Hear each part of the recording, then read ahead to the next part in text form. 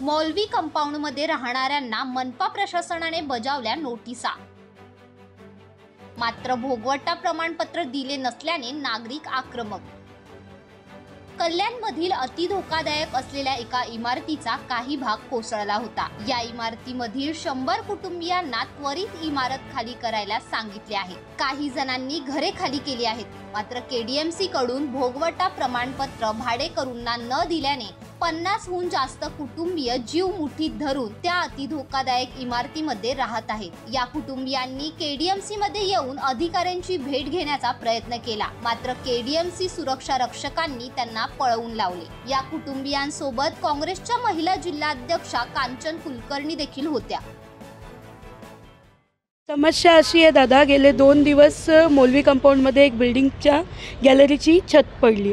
तर तिथे एक मुलगी खूप बेकार, म्हणजे खूप अवस्था खूप तिची वाईट आहे, ती ॲडमिट आहे। तिथले लोकांना घर खाली करायला महानगरपालिका सांगते आणि तिथली लोक खूप चांगली आहेत, कोऑपरेट करतायत की आम्ही घर खाली करायला तयार आहोत। पण जे त्यांचा हक्क आहे टेनंट सर्टिफिकेटचा, ते टेनंट सर्टिफिकेट देण्यास वॉर्ड ऑफिसर तुषार सोनवणे टाळाटाळ करत आहे। धैर्यशील जाधव तिथे जाऊन बोलून आले की तुमची राहण्याची सोय मी BSUP योजनेअंतर्गत जे काम चालू आहे तिथे करतो। ठीक आहे, त्यांची तात्पुरता ती सोय करण्यात यावी आणि त्यांना टेनंट सर्टिफिकेट देण्यात यावा।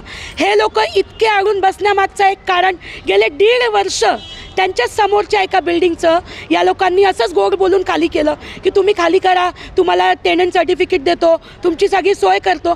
ते त्यांनी अजूनपर्यंत केलेली नाही। तर असं घाणेरडं एक्झाम्पल त्यांच्यासमोर असल्यामुळे लोकांची मानसिकता नाही आहे की हे लोक परत आम्हाला देणार की नाही देणार। महानगरपालिकेचा हा कारभार जे सुरू आहे एकदम भोंगाळ आहे, हे थांबला पाहिजे। असू शकते 100% लँडलॉर्ड आणि KDMCच्या अधिकाऱ्यांची साठगाठ हे करून हे बिचारे गरिबांचं घर खाली करण्यात येत आहे। तर आमची अशी मागणी आहे की त्यांना टेनंट सर्टिफिकेट देण्यात यावा आणि त्यांना त्वरित त्यांची राहण्याची सोय करून देण्यात यावं। Bureau report, Maharashtra crime spot news, कल्याण।